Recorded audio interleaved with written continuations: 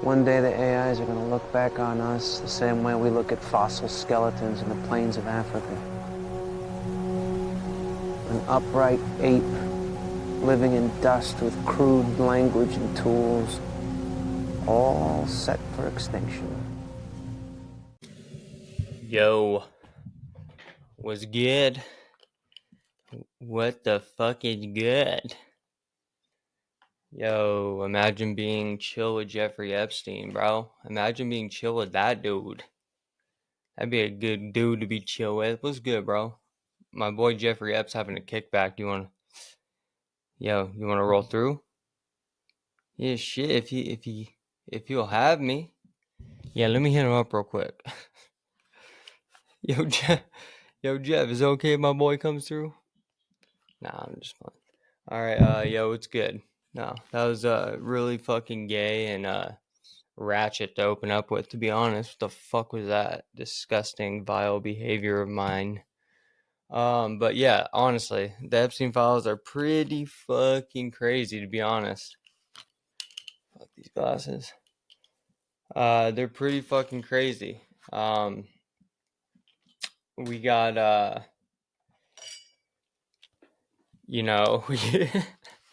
we got some new ones as that are a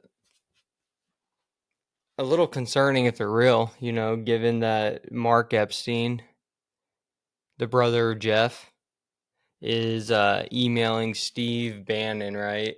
Going, yo, does Putin still have that picture of Donnie blowing? Oh, what did he say? Donnie blowing what? Um, Shit. I'll pull it up real quick. I guess we'll get right into it. All right, let's see. So we got Donnie. All right. All right, so Steve Bannon is being asked. Hold on, okay. In one of the leaked emails, Mark Epstein, Jeffrey Epstein's brother, suggests to ask Steve Bannon if Putin has the photo of Trump blowing Bubba. Trump blowing Bubba. Bubba Hungry. Baba Hungry. Shut the fuck up. This is. Alright, so it goes.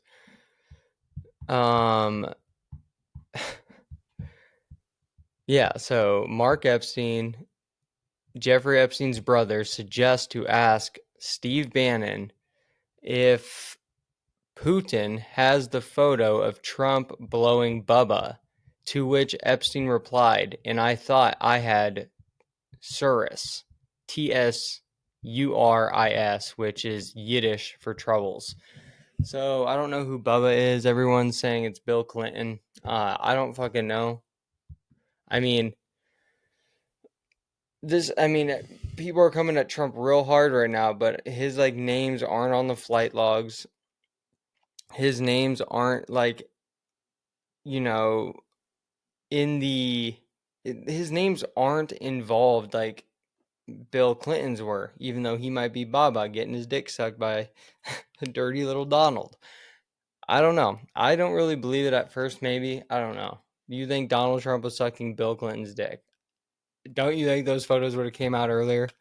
I'm not trying to defend Trump. I think I'll get into what I think later about Trump, but I don't know. I'm sorry. I just don't know. If this Virginia Giuffre testimony and statements about Trump being the only dude she didn't see doing shit to kids that the others were doing, that she said all, you know, she stated all these fucking weirdos. You got Prince Andrew, Ehud Barak, Clinton, Epstein, and all the ones that are deeply involved with uh, crimes against children. She named them, and then she goes and says Trump's the only one that wasn't fucking kids and doing shit to kids that the others were doing. I mean, I know she's dead, and it really it's like the Menendez story. It's like this is I know you guys you guys have a good argument, and I want to believe what's going on here, and I want to believe that like everything's genuine, but our witnesses that should be the main witnesses to what's going on are actually dead. So it's like hard to believe you guys because your parents' heads are blown out, just blown off. Your mom's brain is hanging out of her fucking head, so we can't ask her what happened. The main witnesses of this, sob story that is sweeping away the emotions of the public, they're not here to testify and give us the real story. So it's like, it's kind of like that, the Menendez story. It's like everyone wants to believe that story. A lot of people do. A lot of people are like, they should be let out, blah, blah, blah, blah, blah. It's like, I don't know. Maybe they did do something fucking wild because, I mean, it's not out of the ordinary to say that it's kind of weird that they're spending all the money and doing all the weird shit without saying and telling people what was actually going on, what actually happened. And it just a bunch of weird and odd things happened around that whole story, the Menendez brothers. And I find it hard to believe their story, and I find it hard that I find it hard to believe that they're genuine when they tell their story, because the main witnesses uh, got their fucking brains blown out, and they're not here to tell, they're just not here. So it's hard to testify, and you have to take their word for it. But they pulled the trigger on their own fucking mom and dad, so it's hard to believe. So when I go and look at Virginia Giuffre's testimony and statements about Trump being the only one that's not doing shit to kids that the others are doing, I want to believe it. It seems genuine. It's crazy that the files come out after her death, and it sucks that she's not here to uh, stand behind what she said when she stated that about Donald Trump. It really sucks, and I want to believe it. I want to believe it's genuine. I want to believe it's not fucked with after her death regarding the statements. But I find it, I'm going to, we're going to have to kind of believe it, I guess, but I'm going to kind of support what she says and believe what she said, or what we're told she said. But I still have that, Menendez thinking in the back of my head, like, shit, I mean, she died so weirdly, and like, these statements come out after she's dead. They redacted her name and put victim in the documents instead until after she died. And it basically exonerates Trump from any child abuse and child, fucking and diddling and all that type of shit that the others seem to be involved with. Now, it also could be true. It just sucks that the main witness, just like the Menendez brothers, the main witness that would, the other side of the story had their fucking heads, blown off. Their brains just like all over the wall and shit. So it's like, we got to ask them, the ones who blew their brains off. And so now we got to ask Trump and like the people that were around Trump at this time, where Virginia Giuffre said these things and, kind of exonerated Trump from the child diddling shit. So I guess we have to believe it, and let's just go with it because that's what we have. But to be honest, I mean, people can come out and say whatever they want, but Virginia Giuffre seemed to be like a pretty credible source. So if this shit's true in what she's saying, I don't know if he was diddling kids. And I listened to a podcast with Ryan Dawson and Eddie Bravo yesterday, on Eddie Bravo's podcast. It's called Look Into It. And Ryan Dawson made a good point. It's like, it's hard to, it's almost impossible to get someone to become a pedophile. It's almost impossible to like coerce someone or almost manipulate someone into doing shit to a kid and engaging in pedophilia, predator behavior like that, if they're not already a pedophile, because that's just something that they are. And so Trump might have just not been someone that was about that shit. Like, he wasn't a freaky dude like, Prince Andrew and Yeah, all the others that, had some type of fixation and kink for little kids. Maybe Trump didn't bite on that because he just wasn't a pedophile, but that doesn't mean Trump didn't know about this whole fucking network. He most definitely, I would put almost everything I own on the fact that Trump knew exactly what Epstein was doing, the network he was creating, um, and the blackmail he was garnering. I honestly would bet almost my whole life on it. I would probably bet my whole life on it that Trump knew exactly what was going on. And like Ryan Dawson also said, he probably just didn't give a fuck. And that's probably right. He probably said, if as long as my money's not fucked with, as long as, my finances aren't fucked with, which I identify with, as long as my glorious life's not fucked with, I don't care what Jeffrey Epstein's doing. That's probably Trump's view in that situation. And which is, I mean, it's not as scummy as engaging in the acts that a lot of people did, uh, but it's like the next scumbag in line. Like, to know that that's going on, you have kids, you have a family, even though I guess he was cheating on all of his wives. I mean, he just was a terrible dude, a scumbag, but wasn't doing shit to kids like the others. But he knew about it, and I think that's it's not as bad, but it's pretty fucking disgusting because, like, the thing that broke off their relationship it wasn't the kid diddling uh, that Jeffrey Epstein was engaging in himself, or the kid fucking that Jeffrey Epstein was uh, kind of coercing people into doing. And it wasn't the blackmail that Jeffrey Epstein was gaining on so many powerful figures. And that's not what ruined their relationship. It had nothing to do with that. It really didn't even have much to do with Jeffrey Epstein and Ghislaine like recruiting girls from Mar-a-Lago. A lot of people want to say that. That's where Virginia Giuffre came from.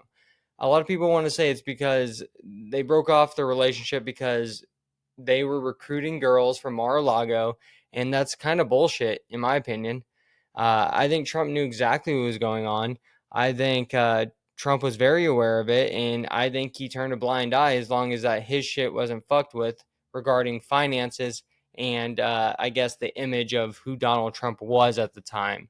And uh, the the reason the friendship between those two fucking dipshits kind of ended was a real estate dispute. And I mean, you had Lex Wexner, that is essentially the bank for Jeffrey Epstein. And then you had this Russian oligarch that was the bank for, I mean, not the bank, but kind of acting almost in a similar fashion to Lex Wexner, but was on the side of Donald Trump.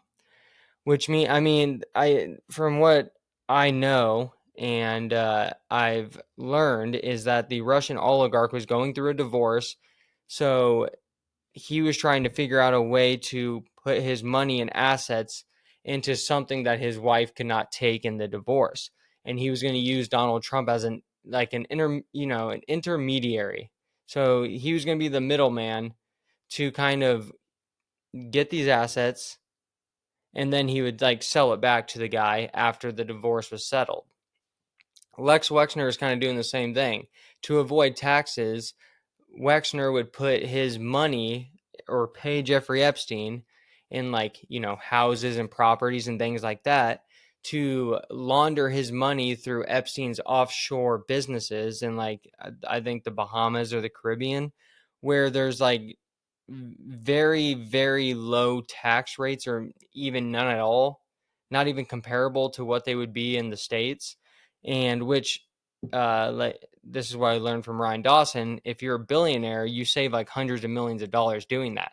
So instead of having to pay those taxes, someone like Lex Wexner would launder his money through Epstein and his LLCs offshore to get tax breaks, and in return they would essentially just like pay Lex Wexner would just like pay Jeffrey Epstein in like properties, like the New York property or these other sorts of assets that you could pay someone with, and wouldn't essentially be criminal, even though it's covering up the criminal activity that they're doing.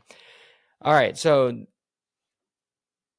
in the same fashion that Lex Wexner was acting with Jeffrey Epstein, Trump had like the same type of character with him. And that, we're talking about real estate. So for Lex Wexner wants to buy property, uh, there's a likelihood that Donald Trump might want that property. And so apparently the property that went up for sale was the property that was adjacent to Mar-a-Lago. So Trump was essentially right there already with Mar-a-Lago, but Lex Wexner also wanted to acquire this property. And it came down to basically Lex Wexner and Jeffrey Epstein versus this Russian oligarch, I forget his name, and Donald Trump. Donald Trump ended up outbidding Lex Wexner and ended up acquiring the property. And I mean, Trump, I think, got it for $45 million. And like I said, it was just to put the Russian oligarchs' money into somewhere while he goes through the divorce. And once it's final and settled, all that money and wealth and assets will go back to the Russian oligarch. And that's exactly what happened. He sold, I think, the property back to the oligarch, or ended up selling the property for $90 million. So we made a big, chunk of profit off of this deal, and then just kind of shifted the assets and money back to the Russian oligarch after the divorce. And that's what soured the relationship. It wasn't. So that's all. I mean, if Trump wasn't fucking kids, okay, yeah, okay, I'll give him credit for that. You weren't fucking kids, dude. Good for you. You literally have kids. I mean, you should kill yourself if you're doing that shit while you have a family and kids. But okay, credit to you, Trump, if you're not doing it. And Virginia Giuffre's right, and you were just, you know, just fucking young girls, but it was legal. You were just a fucking greasy scumbag. All right, credit to you. Credit to you, Dirty Donald. But he definitely had the knowledge of what was going on. And with all that knowledge, the network Epstein's creating, the blackmail he's getting on people, the infiltration that's being carried out meant nothing to Trump. Uh, and they were, essentially buddy buddy. What broke off the relationship was literally a rivalry in land disputes, in fucking real estate. It was literally a real estate rivalry that ended the relationship. That's how fucking scummy these retards are. But I'll give it to Donald. If Virginia Giuffre's right, you didn't fuck kids, you didn't diddle kids, but knowing about all of it and then the relationship breaking off essentially over a fucking real estate deal is almost, I mean, it's psychotic. I mean, I don't even know how else to say it. I don't know how else to say anything. I mean, about that whole relationship. I mean, maybe it wasn't Epstein and Trump really beefing. Maybe it was more Lex Wexner, but I don't know. The relationship between them uh, kind of just degraded after that, and kind of just became nothing. And so yeah, that's what went down between Trump and Epstein, and that's what kind of ended the relationship. It was a dispute essentially between two tag team uh, real estate teams, which were Donald Trump and a Russian oligarch versus Jeffrey Epstein and Lex Wexner. And Donald Trump won the fucking real estate deal and soured the relationship. Had nothing to do with what Jeffrey was doing. Crazy. And I mean, to stay on real estate and I guess the Epsteins, I also found out through, listening to Ryan Dawson that Mark Epstein, Jeffrey's brother, was a rival in uh, the real estate industry in New York with the Kushners, with like Jared Kushner, or it might have been Kushner's dad. I forgot. It was one of the Kushners. I mean, it's just like this is like real Game of Thrones shit. I mean, you have this one dispute that's happening near Mar-a-Lago between the top guys, and then you have over here in New York Mark Epstein, Jeffrey's fucking brother, who's a real estate tycoon, I guess, as well. Um, essentially going through a rivalry with one of the Kushners in like land deals and becoming like the port authority, whatever the fuck it's called. I mean, this is crazy. These are like bloodline families in Game of Thrones going to war with each other, marrying families together, houses together, essentially, if we're talking about Game of Thrones, in order to gain more power. I mean, it's just crazy. Think about that. Not only are Jeffrey Epstein and Lex Wexner, rivals with a Russian oligarch and Donald Trump in real estate, over a property in Florida, we also have fucking Mark Epstein, the brother of Jeff, in New York, going through a rivalry in real estate with the Kushners and going through a battle to become like the port authority head or whatever the fuck they call it. That's like it's real fucking like Game of Thrones shit. And then you have fucking Donald Trump marrying essentially Ivanka to Jared Kushner. I mean, this is like marrying houses together in Game of Thrones. This is like, oh, Targaryens and fucking uh I mean, they fuck each other and marry each other, but you could say the Kushners would do that too, but they kind of went out of their usual path of their religion and God's chosen people, which seem to like to fuck each other. I'm just joking. That's a dangerous conspiracy theory. Shut up. But it's literally like fucking marrying the fucking Lannisters with the Starks or the Baratheons, or it's literally like Game of Thrones type shit. And you're like, oh, I mean, these are fantasy shows, these are fiction shows, but it's like, damn, these fucking fantasy and fiction shows are showing more truth than a fucking nonfiction would tell you about anything regarding history or how the world works. And yeah, so you have Ivanka, from the Trumps getting married to the house of Kushner and, marrying Jared Kushner. And that just makes everything way more powerful. And then you look at Jared Kushner's dad, I forget his name. Let's see. But he is a convicted felon. He is, you know, I felt like not only was he running honeypots on people, he was running honeypot operations on people in his immediate family, people like his brother-in-law. So let's look up Jared. We'll look up Jared real quick. We'll look up his dad. Charles. All right, Charles Kushner. Okay, so Charles Kushner, and then let's go to Grok.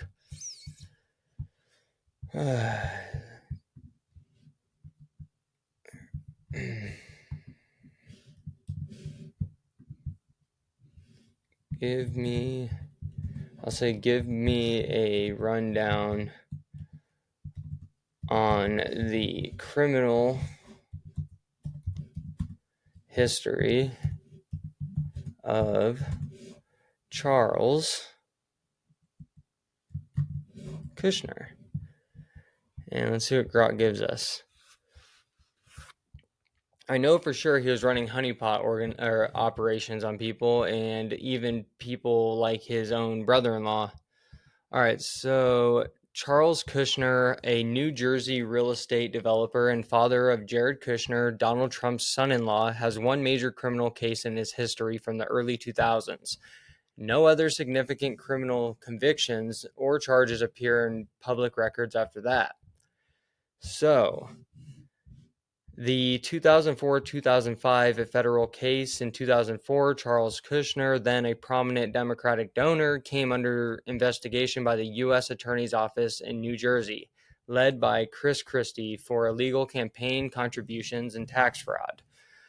He pleaded guilty in August 2004 to 18 federal counts, 16 counts of assisting in filing false tax returns. He improperly deducted over $1 million in personal and political expenses as business cost, causing the IRS losses of $200,000 to $325,000. One count of witness retaliation / tampering, and one count of making false statements to the Federal Election Committee, FEC, related to illegal campaign donations. All right.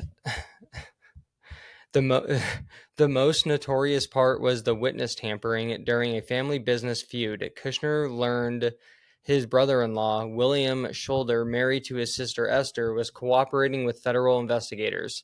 In retaliation, Kushner hired a prostitute to seduce Shoulder at a New Jersey motel, the Red Bull Inn in Bridgewater, secretly videotaped the encounter using hidden cameras, and anonymously mailed the tape to his sister to intimidate the family and silence the witness. The plan backfired when the sister turned the tape over to authorities. All right, yeah, so I mean, no, look at this. And then he got pardoned, of course. On December 23rd, 2020, during his final weeks in office, President Donald Trump issued a full and unconditional pardon to Charles Kushner. Jesus, that's almost as bad as goddamn fucking Biden and, good old Joe Biden pardoning Hunter Biden. The White House statement cited Kushner's post-prison philanthropy, donations to hospitals, Jewish causes, etc., and said his record of reform and charity overshadows the conviction. The pardon erased the criminal record. Nice. And then let's see what he returned to. So Kushner returned to, great, yeah, exactly what he should be returned to. Kushner returned to real estate and philanthropy. In November 2024, President-elect Trump nominated him as U.S. ambassador to France so he could lick Emmanuel Macron's wife's dick. He was confirmed by the Senate in May 2025 and currently serves in that role. Okay, that's crazy. I'm still trying to get a fucking job at DoorDash, and I got a fucking DUI from like 10 years ago. No, it's more like 7 years, but Jesus. This dude's back. This guy's working in the Senate after running honeypot operations on his brother-in-law and, getting arrested on federal charges for illegal campaign donations. But he's working in the Senate currently and got a full pardon. Nice. I love that. Love that for you, Charles. So yeah, that's some Game of Thrones type shit. I gotta piss real quick. All right.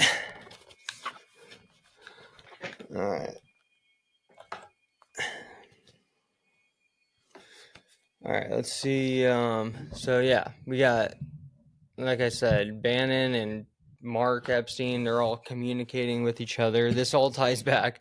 I just had to run through what Jeffrey Epstein and fucking Trump really ended their relationship with, and it was over the fucking real estate dispute. And that leads into finding out about this rivalry not only between Epstein and Trump in real estate, but between Epstein's brother Mark and fucking the Kushners. And then you go, well, goddamn, Ivanka married Jared. It's like marrying houses together in fucking Game of Thrones. What the fuck is playing out here? This is insane. And then you find out, yeah, Charles Kushner's background, and yeah, it's all one big club, right? It's all one fucking big club, dude. It's all one big gay club. Just buying real estate and diddling kids. That's what they do.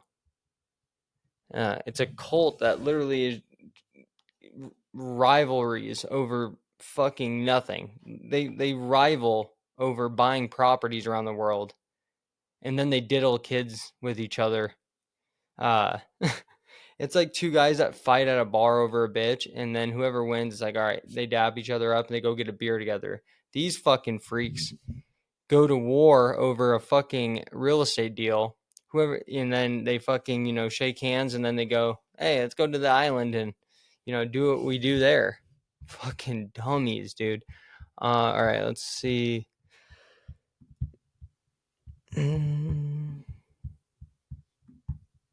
All right.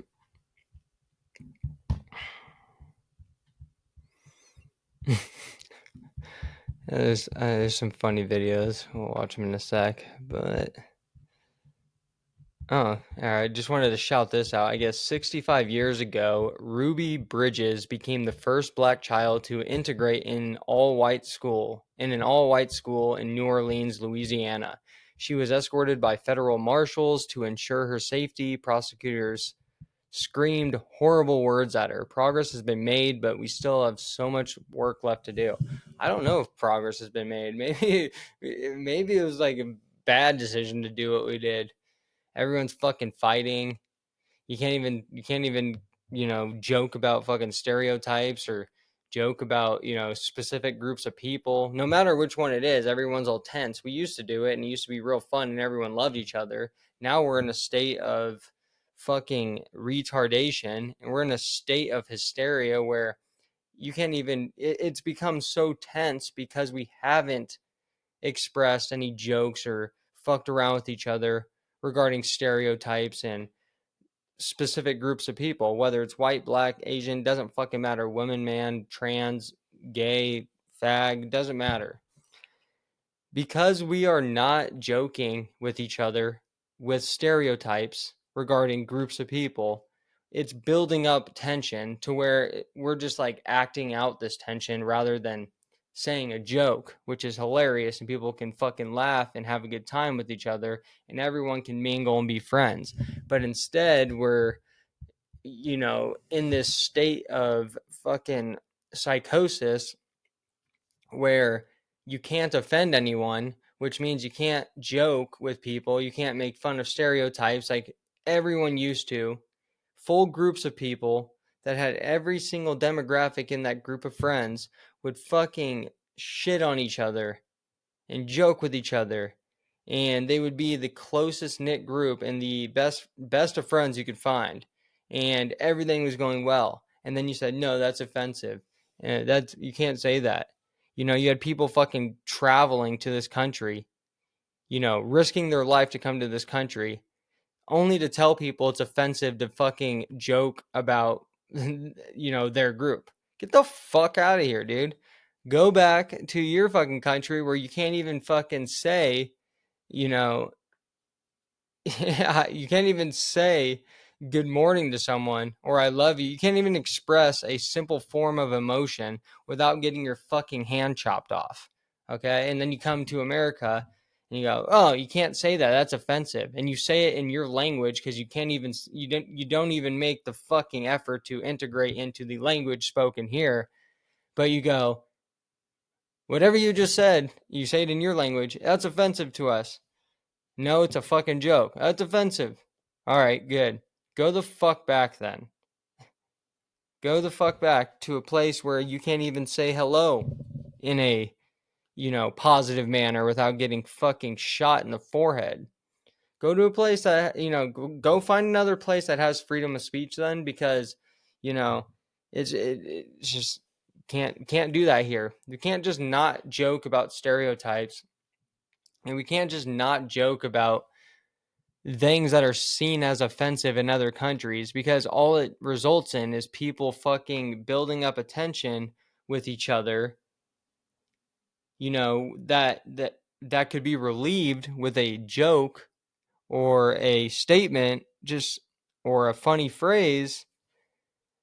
And well, not allowing that to happen just builds up in tension, and it gets so tense to the point where people start acting out the thoughts that they want to say and the tension that they're feeling. Rather than speaking, they just start acting it out, and then it gets fucking weird. And then we get to a place where we're at right now. And yeah, we made a lot of progress since 65 years ago when Ruby Bridges integrated. But now we're devolving back into a fucking state of tribalism and separation, and we're almost inducing like this self segregation that doesn't even, it's not even being uh, demanded or implemented by any authority or government. It's literally being self-induced because people have become so tense to say anything that's on their mind because it might be offensive, which has just allowed so much tension to build up in everyone, in every group, in which they start using that tension to attack each other when we can just simply relieve all of this tension with some simple jokes about stereotypes and groups. Everyone can get fucking joked about, dude. Everyone can get shit on. But no, it's offensive. So now we're fucking what? We're gonna fucking stab each other, shoot each other, spit on each other. I mean, not talk to each other. We're gonna tribe up. Like, just fucking make a joke so we don't have to see anyone get fucking stabbed. Chill out. Make a joke. It's funny. But no, words are harmless. Words are harmless. That's what the left will tell you. But the knife that went into Arina Zarutska's neck was not harmless. Or I guess to the left, because they let that guy out how many times, right? Words are harmless. But to the left, the knife that went into Arina Zarutska's neck is less harmless than words. Makes zero sense. Zero sense. Absolutely. I mean, fuck. I mean, goddamn, Charlie Kirk said a couple words, right? Bop. But, yo, those words were fucking harmful in the eyes of the fucking chicks with dicks that wear mini skirts and tutus that have full beards and beer bellies and definitely have a past of diddling people they shouldn't be diddling, you know. Definitely have past of predatory behavior that they're masking with this woman identity, trying to change with women in their locker rooms and whatnot. What Charlie Kirk was saying about them was harmful. What he said literally was harmful to them, and he got bopped in his fucking neck. But to these violent, mentally ill chicks with dicks and mentally ill women that like to cut their tits off, those words were more harmful than whatever hit Charlie in his fucking neck, regardless of whatever the fuck it was. We don't know. But Ryan Dawson gave, I mean, honestly, if there's one explanation that could explain the mainstream narrative that I could kind of get behind, I won't believe it because, well, I will never believe anything that the mainstream or official sources we're supposed to believe tell us. They've lied about literally everything. JFK, RFK, Vietnam, World War II, the Middle East wars, weapons of mass destruction, the torture program, MK Ultra, Project Monarch, Project Paperclip, 9/11. They've lied about everything. The vaccines, medicine, the food, chemtrails. I mean, what haven't they lied about? So it's so hard to take the official narrative seriously. It's like people that still listen to that dumb whore Megyn Kelly, that dumb whore who swallows Ozempic and dresses like a trash bag and looks like a xenomorph that rips out of the chest of a fucking, you know, she is a xenomorph that ripped out of the chest of someone like Jeffrey Epstein. That's how Megyn Kelly was born. And then she started dressing like a trash bag that just swallowed Ozempic to fit in, and then, to fit into smaller and smaller trash bags. But look at her. She looks like a fucking either a Lego man or a xenomorph. And anything she says should be laughed at, and then she should have a loogie that is stuck to her fucking xenomorph forehead because that's all she's worth. All she does is platform fucking, I guess, pedophiles. She thinks it's better that Jeffrey Epstein was raping 15-year-olds over 8-year-olds because we don't have any 8-year-old testimony, but they're probably in the water getting eaten by sharks after the freaks are done with them that surrounds the island. You know how the island is surrounded by water that probably is shark infested, or there's many other ways that a small body could decompose in an ocean that surrounds an island. Well, she goes, there's no one that came, forward saying, I was 10. There was no one that came forward that said they were 8. Okay, hey, you dumb whore. You dumb whore. Maybe once they were done with them, they just threw them in the shark-infested ocean that surrounds the island, or, let them sink and decompose. Or maybe it's possible that if you fucking dig up this island, there's a mass grave, like I said on the Patreon episode last episode. Or maybe those tunnels that no one's explored yet. Oh my God, there's been no one that came forward. There's been no one that came forward that said they were 8 years old or below 10 years old. Megan. Oh, your husband must want to fucking kill himself. Imagine being her husband. Imagine. He just, every time she speaks, he just walks into another room, just hole in the wall. Just, I can't do it. She's built too much of a name off of platforming freaks like James Alefantis and supporting people like Jeffrey Epstein. And then she goes, I'm not trying to support him. You're sitting here saying it was 15-year-olds over 8-year-olds because we don't have any testimony from people that were 10 or 8 because they're probably in the ocean getting eaten by sharks once the freaks are done with them on the island.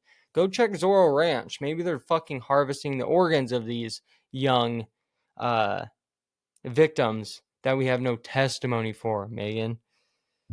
Do we have any testimony you're even a fucking biological woman? Because you look like you could have a fucking dick, or might have had a dick in your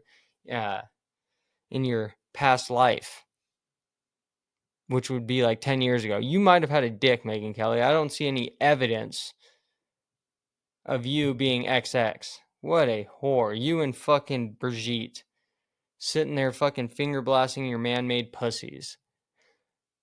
We have no evidence of victims being under the age of 10 or 8 years old. Go check Zorro Ranch, because if you're going to harvest organs, you're going to use the youngest people. Just like stem cell treatment, if you were to get it, you would want the stem cell. I mean, if you're young, you can use your own, but if you have a younger sibling, theirs might be better. They're younger. So maybe if Zorro Ranch turns out to be what it most likely is, some type of laboratory for transhumanism and all sorts of different things, eugenics, maybe you'll find your victims there, and you'll find their organs, and you'll find their cells, and all sorts of evidence for the victims you claim that we don't have. So it's okay that he fucked 15-year-olds because we don't have 8-year-old victims. All right. Megyn Kelly, like I said, Sharia law for you and, anyone like you. I mean, you should just be stoned. Stoned. I mean, your husband should have to die with you for marrying such a fucking cunt. Oh my God.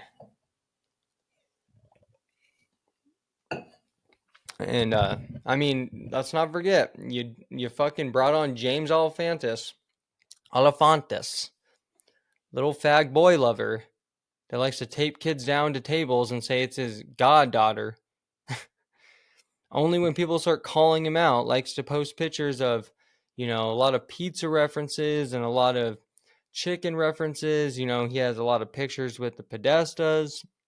He knows a lot of people involved with Israel intelligence. He knows a lot of people. He is he's the 50th most powerful person in Washington, D.C. as a pizza restaurant owner and essentially a butt fucker. That's all he is. He likes to engage in sexual activities and after lay around with shit all over his body with whoever he did the sin with. And then he likes to go make pizza and tape kids to tables and do all sorts of weird shit, post weird shit. And in in return, he becomes the most or 50th most powerful individual in Washington, D.C. And he had this whole scandal around his restaurant that had a lot of evidence and support and backing. And you brought him on to debunk that. So first that, then this. I mean, I don't know what you are, Megyn Kelly, but it's far from anything genuine or human. You cunt. All right, let's get off of Megyn Kelly. Start calling her Megan Belly. Megan Ozempic swallowing belly. You used to be I mean, I don't want to call you fat, but you definitely have body image issues, so I will call you a fat cunt. Megan Fat Cunt Ozempic swallowing whore Kelly. Eat shit. Go join Dick Cheney. All right. Yeah, a weapon of mass destruction is Megyn Kelly's fucking forehead. Megyn Kelly's forehead and her fucking haircut is a weapon of mass destruction. All right, let's see what else we got. All right, but yeah, shout out Ruby Bridges 65 years ago. Yeah, thanks for integrating. Probably going to have to circle back to that in about 10 years. Someone else is going to have to do it.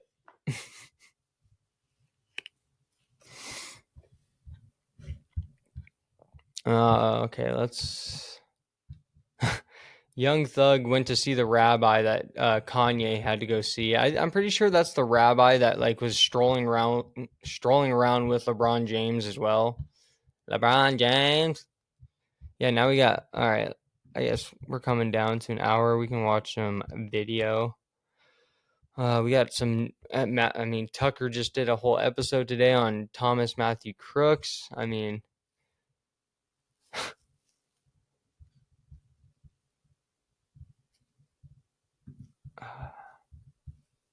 We can watch all this shit. Well, I'll just read a little. I mean, shit.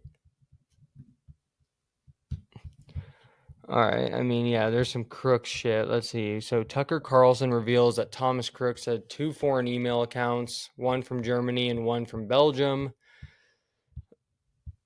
I mean, if I'm just going to read it, let's watch it. Fuck it.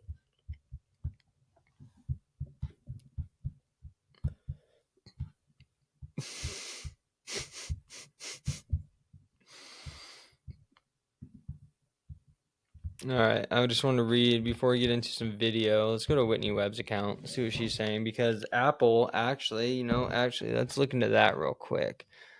Because Apple just actually released a statement or released their intention for digital ID. And this is what we've been warned about for so long by people like Whitney Webb and, all the retards that weren't skeptical about the travel IDs and were like, just get the just do it. Just fucking do it. It's convenient. These are the same fucking retards that go, just get the shot. It's convenient. Put on the mask. It's convenient. You're a fucking fluoride drinking, boosted up, fucking estrogenic retard. Just do it. It's convenient. Put the mask on. Put the mask on so we can go shove poison down our fucking gullet. Just get the shot. I want to go to Italy. I want to go to fucking Italy. Just get the shot. These are the fucking. Just do it. It's convenient. Just get the travel ID. Dude. Oh my god, I can't wait. These people will be the first ones in front of the firing squad. They're fucking retards. They're puppets and they get put in front of the firing squad. They go, and then you go, yeah, just do it. Go line up. You're fucked, dummy. These people and the trans will be the first ones lined up. The ones that comply right away for convenience, and the trans will be the first fucking retard pussies that get lined up in front of a firing squad once the goal of this whole little power structure that we have is carried out. The fucking retards that think they're the opposite gender, who have a literal mental illness that we fucking glorified, and then the fucking, disgusting, vile, you know, oh, bowling balls, planets that do everything out of convenience. Those disgusting, vile, overweight, obese creatures, along with the fucking creatures that cut their fucking genitals off or, tell people and scream at people they're the opposite sex. Those fucking creatures and essentially animals uh, that used to be human but morphed into something else along the way will be the first disgusting pieces of trash that are dealt with once the goal of the power structure, who are all working together in one way or another, is carried out. I mean, what use is a fucking disgusting planet of a human being that has its own orbit to a socialist or communist or authoritarian regime? What use are they? Because food's for everybody and it's equal. When you have a fucking planet of a person that has their literal own orbit, disgusting type of person. We see them everywhere now. Those people are first to go. They take up too much of the share of the food and resources. They would be better off being used as food due to how much fucking, calories they can give. They would be better off as food than a fucking life force if we get put into this authoritarian, socialist, communist regime that's trying to be carried out. That fat fuck, all of them, disgusting. Like I said, have their own orbit. They're literally walking around. There's fucking things orbiting around them.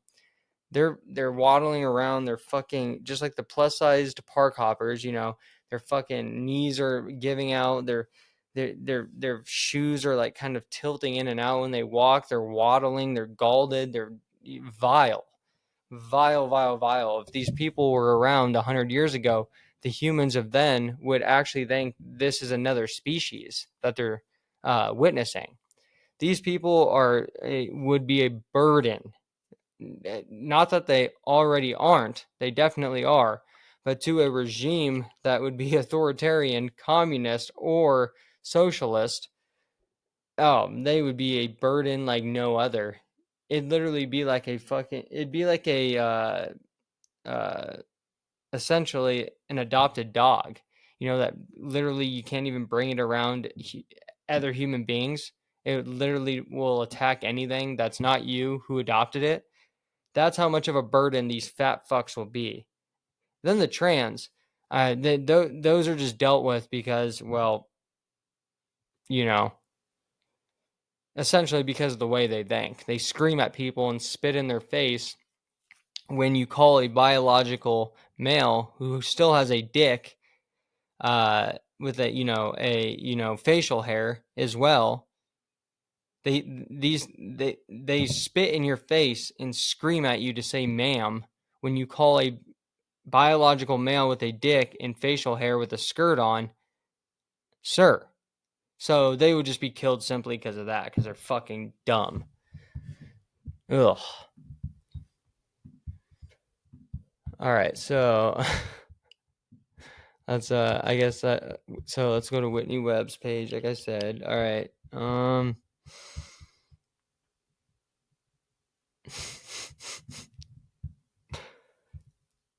All right, so hold on. This is an email that Whitney retweeted, and it's from, I think this is Jeffrey Epstein's email. It's from G Vacation, JEE Vacation at gmail.com. And this is sent to Steve Bannon.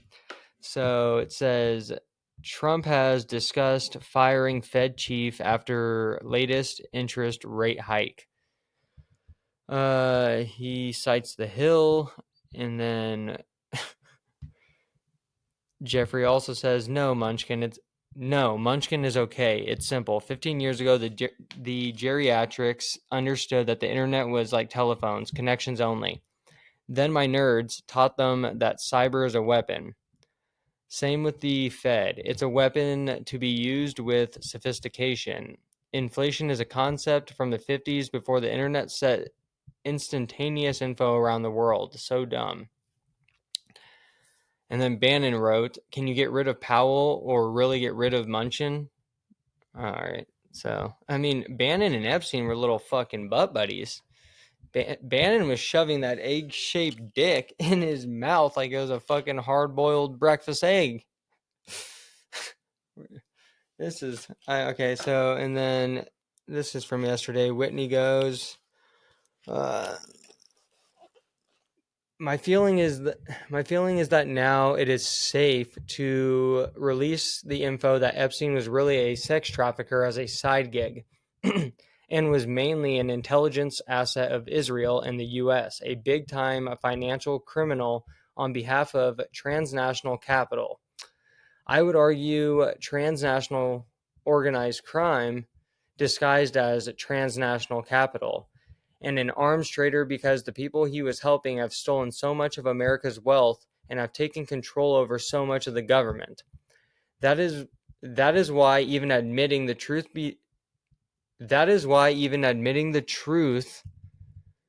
the true breadth of the scandal and operation doesn't even seem to move the needle. My bad. Criminals are in charge and they run both parties. They have created the infrastructure for neo-feudalism enforced by technology and are herding us into the corral.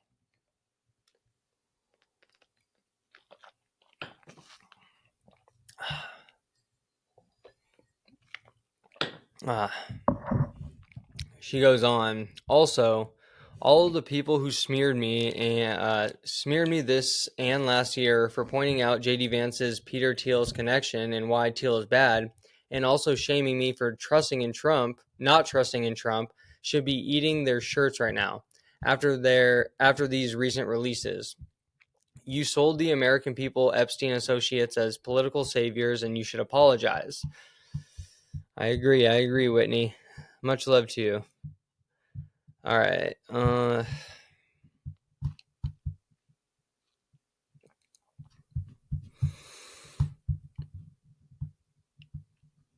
are we at? All right, let's get into. Let me do one little last. Yeah. All right.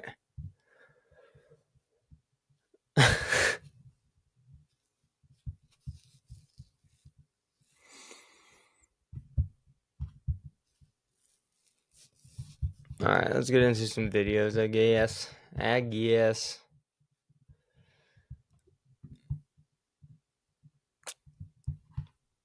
We're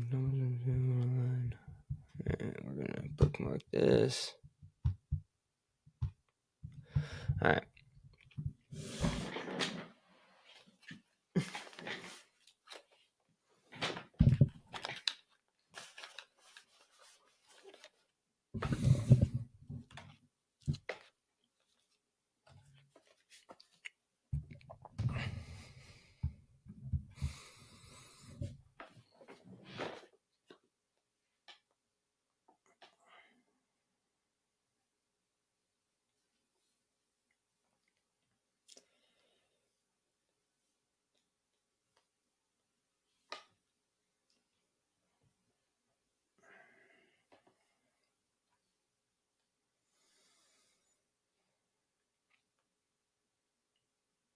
Were especially notable because they came at the final phase of Crooks's YouTube comment.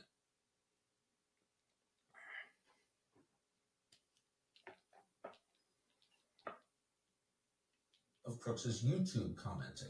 At that point, a new character emerged into the conversation, a user named Willie Tepes, who started pressuring Crooks to commit violence. For example, quote, if a gun and a badge is all that is needed, then authority obviously comes from the barrel of a gun. We have more guns than they do. There is no way we can avoid a war at this point, so you better just get used Sorry to if you the idea. can't see. We have nothing to lose and everything to win. And the alternative, a global police state, is unacceptable. Nothing in life is simple, but that is no argument against doing it. So who is this Willie Tepes? Unfortunately, we don't know. The FBI hasn't made any mention of him in public, although they certainly know he exists. Just days after the shooting, somebody screenshotted Tepes' YouTube account page, despite the fact he had very few followers. To the extent that he can be traced online now, you can find his username being used on a foreign Antifa website. Those sites link him to the Nordic Resistance Movement, which has been designated a terrorist group by the U.S. State Department. That's all we know. We do know, however, that Crooks' online footprint abruptly ends after his encounter with this mysterious figure, Willie Tepes. Regardless of whoever Willie Tepes is or was and what his motives may have been, who he may have been working for, there is no doubt that Crooks was ripe for recruitment by someone. From early 2019 to mid-2020, as his political views were evolving, Crooks searched for Trump more than 700 times online. He also searched for Jack Ruby, the man who assassinated Lee Harvey Oswald. He then submitted queries for craziest chemical reactions, cars running over protesters, best places for mass shooting El Paso, Trump civil. We'll get back to it. How fucking stupid does one have to be to search shit like this? You gotta be a fucking retard, I'm sorry. I mean, you could look at Matthew Crooks and tell he's a fucking retard, but, the fucking retard couldn't even put a fucking red dot on his shit. Looking like Elizabeth Warren and shit. Running around with a fucking rangefinder and a ladder type shit. In BlackRock commercials type shit. And fucking Mist type shit. Worse shooter than Brawny type shit. Or Orlando shooting reaction. Firing an AR-15 as fast as possible. Fertilizer bomb. How to make napalm. How to make a Molotov cocktail. Mass shooting Canada. Oklahoma bombing. And sniper and Dallas shooting. Oklahoma bombing. He probably looked into that and was like, shit, this shit was staged. Anthem, 1933-1945. Hitler's speeches with subtitles. Neo-Nazis and, quote, why gays need to go. So here you have a volatile, troubled, possibly mentally ill young man with a long record of espousing violence in public. The FBI clearly knew he existed. And then you have, at the very end of his years commenting in public, espousing violence, an exchange with a mysterious figure affiliated with a group that we know is being monitored by the U.S. State Department. It turns out that around the same time that Thomas Crooks was making these searches and posting overt threats of violence against public figures on YouTube, the FBI was issuing contracts to private sector tech surveillance firms to harness the power of mass data collection tools that would monitor social media for people just like Thomas Crooks. It's hard to imagine that Thomas Crooks, who was making these posts publicly and in his own name, had not been identified and looked at closely by federal law enforcement. In fact, it's impossible to imagine. What do we know? Well, we know that the FBI had access to these YouTube comments, and rather than giving us valuable information about them, giving us a sense of why Thomas Crooks did what he did, they used a selective read of those comments to lie about what Thomas Crooks was thinking. 2.5 weeks after the attack on July 30th, a source familiar with the investigation told CNN that, quote, federal investigators are looking into a YouTube account possibly connected to Crooks in which the user espoused political violence as well as anti-Semitic and anti-immigration themes. Well, of course, it wasn't possibly connected to Seems Thomas pretty Crooks, based. as the FBI knew full well it was Thomas Crooks' account. There was never any question about that. And yet the same day, the FBI's then deputy director made the same dishonest claim before Congress. The week previous, then FBI Director Christopher Wray publicly questioned whether Trump was even shot. With respect to former President Trump, I'm going to be honest, I question whether he was shot as well, so. But that's different. There's some question about whether or not it's a bullet or shrapnel that hit his ear. In February 2025, the New York Post reported that, quote, the FBI has obstructed efforts to solve the mystery of why Thomas Matthew Crooks, who left no manifesto, did what he did. And this fact, said the Post, left local law enforcement as well as Crooks' former friends, classmates, and teachers frustrated. The level of lying and obstruction is shocking. Less than a month after the shooting, Congressman Clay Higgins of Louisiana, a former police officer, traveled to Butler to conduct his own investigation into what happened. When he arrived, he discovered a disturbing fact. The FBI released Crooks's body for cremation 10 days after July 13th.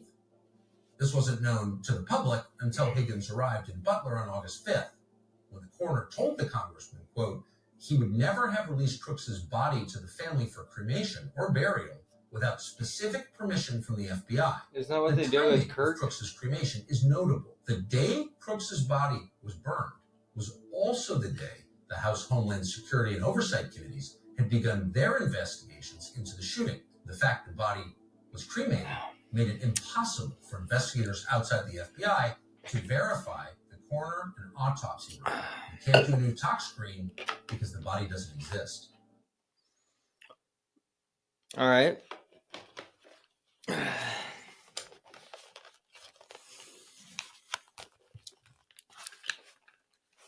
Alright, so essentially the FBI just lied straight to her face, which is just another thing that I could add on to those list of lies that the FBI is perpetrated upon the American people. And even more reason not to trust like the official narrative behind Charlie Kirk. Thomas Crooks, someone that is so bad at shooting, he has a worse, he is so bad at shooting, he's worse than Bronny Jr. Do you know how fucking bad you have to be to put up bricks to the likes of someone like Bronny Faggot Jr.? You gotta be one of the worst shooters of all time. We're talking fucking almost like you're shooting blind. Like Thomas Crooks and Bronny are literally fucking fighting head to head for who the fuck is the worst shooter. You have Bronny throwing up bricks. Just a nepo fucking dipshit that just throws up bricks. Should have got into selling them because he can't fucking shoot. And then, coming in, almost at a tie, probably worse, we have Matthew Ironsight retard Crooks, who was so fucking ugly and repulsive to look at. His two therapists or psychology major parents fucking turned him in and fucking burned him alive right away. They go, he was so fucking ugly. So, I mean, we thought maybe he had a skill in something else because God did not give him anything to work with. And it turns out his shooting is worse than Bronny Jr. And he's so fucking repulsive to look at, it's better just to cremate him and be done with it. That's what his parents probably said. Fuck Matthew Crooks. Bronny Jr., fuck you too. You can fucking hit water if you pissed into an ocean. You fucking pussy. You should have sold bricks. Instead, you fucking started shooting them. You nepo faggot pussy. And now we got Thomas Crooks. We got Ironsight Crooks over here. We got rangefinder, ladder having Ironsight Crooks, who, looking like he was born out of a Hills Have Eyes movie, given a chance to prove himself against all the odds of the repulsiveness and vile physical attributes he was given, and he is worse than the fucking nepo baby Bronny. And I think his parents said, well, we tried to give him a skill. Despite his absolute grotesque physical characteristics, we tried to give him a chance, and he failed. So they burned him right away. That's probably what happened. And then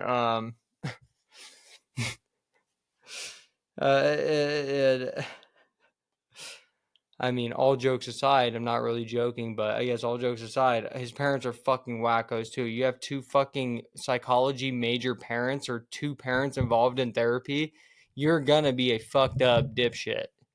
You're gonna be walking around like a zombie with a rangefinder and a ladder at a fucking presidential rally.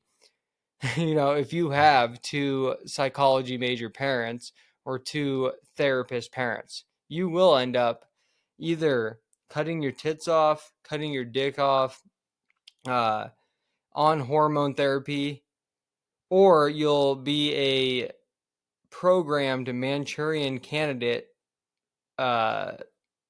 assassin. Those are your options. If you have parents that, if you have one parent, you're running the risk of becoming any of those four options. If you got two parents involved in either having a psychology major or a psychology degree and being involved in the therapeutics therapy industry, which Matthew Crooks had two parents with psychology degrees, both involved in being therapist. He essentially was letting Freddie Mercury fuck him in the ass, knowing full well he had AIDS. That's the risk that Matthew Crooks ran by. He didn't run the risk. He was born into that life. This might be the one instance in America that is worse to be born into than the rubble that was created in Gaza. Imagine being born into that. Imagine being born into a place where it's bombed so repetitively that it's essentially bombing rubble for the sake of bombing rubble. Like there's nothing to bomb, so they're just bombing rubble. When they have the capability to take out an Iranian military official without knocking down the building he was in and without killing anyone else that was in the building, they had a missile that could take only him out, keep the building intact, and kill no one around him. Gaza got bombed so many times, so viciously, that even though they're still bombing the place today, the only thing they're bombing is rubble for the sake of bombing rubble, because there is some type of hatred there. They are literally bombing. There's nothing else to bomb. They're just bombing rubble for the sake of bombing rubble, because they can. Matthew Crooks would have had a better chance, or honestly, being born into rubble being bombed over and over again for the sake of bombing rubble was a better, chance of a life than being born into the hands of two psychology degree holders who are both therapists. If you are born into that, you are essentially a candidate for four different things, and you will 100, like, there's no chance again now. You've sealed your fate. You're either going to be if you don't kill yourself, you're either going to be fucking dudes, cutting your dick off, and calling yourself the opposite gender, becoming a Manchurian candidate, programmed assassin, which is the fate he fell into, or you just fuck, I forgot the fourth one I brought up. Shit. Oh, we'll just call it a fucking school shooter at this point. I don't know what to call someone. You are fucked. This is probably terrible. This is probably not good to be saying. This is probably a bad rant. I'm just saying, I feel genuinely sorry for you. If you are born into the hands of even one parent that's involved in psychotherapy, they're a therapist, essentially a parent that has a psychology degree and wants to use that knowledge to parent you, to program you, to test what they learned and paid $100,000 for on you. To be born into the hands of two of them is essentially, like I said, it might be better to be born into a place where they're bombing rubble for the sake of rubble. Fuck.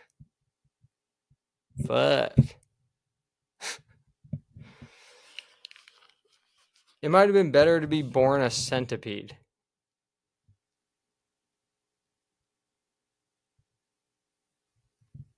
It might have even been better to be born a moth that just follows a light all day in circles because it thinks that's the moon. It might be better to be born into being a moth, a creature that everyone is so violently disgusted by. For no reason. It's just moths are violently repulsive to most people. That's associated to the Silence of the Lambs. That follows a light bulb if you turn it on nonstop, continuously thinking it's the moon, which is what is usually the light that moths follow. I think I might rather be born into that. I don't know though. All right, next video. Thomas Crooks is a fucking pussy. And we're smoking on that Thomas Crooks pack, that ash pack.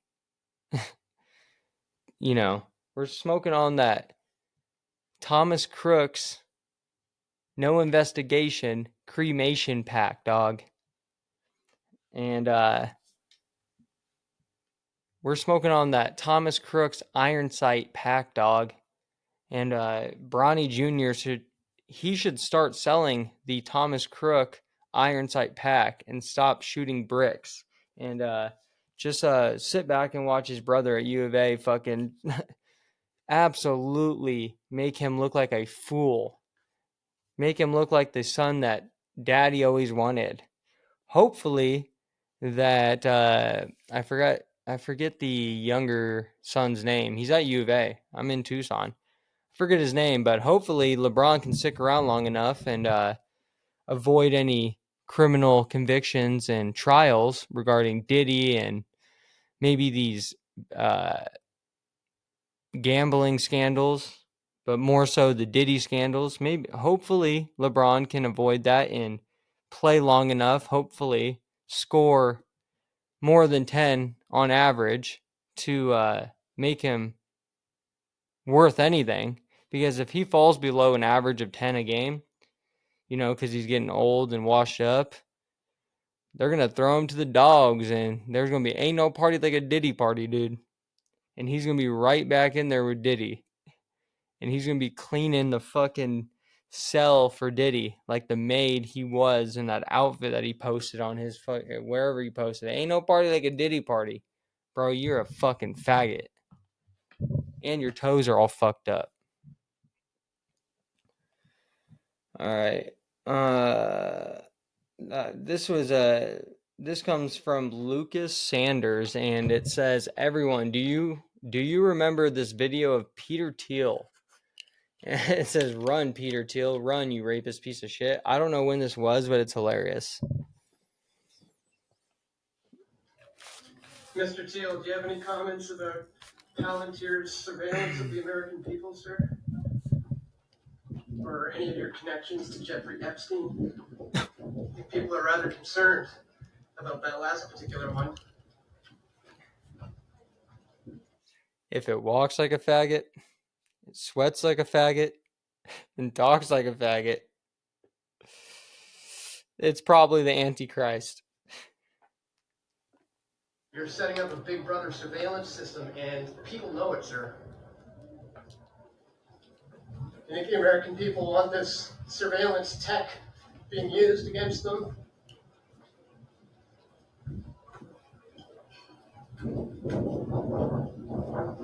Oh, he either has to take a shit or has a vibrator stuck up his ass. You were meeting with them?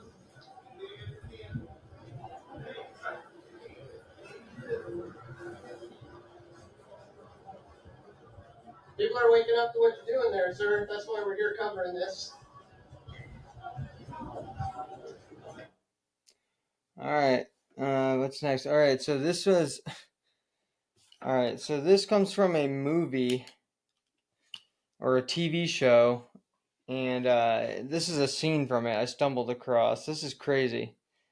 And let's just watch what modern TV and the quality of modern film has come to. I mean, if this is what they make you do when you act, and these are the roles that you are playing and you are auditioning for, if you audition for this role and get it, and you actually genuinely wanted this role, you audition for this role, you should literally put a fucking Glock 19, no safety, into your mouth, and give it a little Riley Reid action, and then blow your brains out. Watch this. And then I was just joking, YouTube. Just danger shit. All right.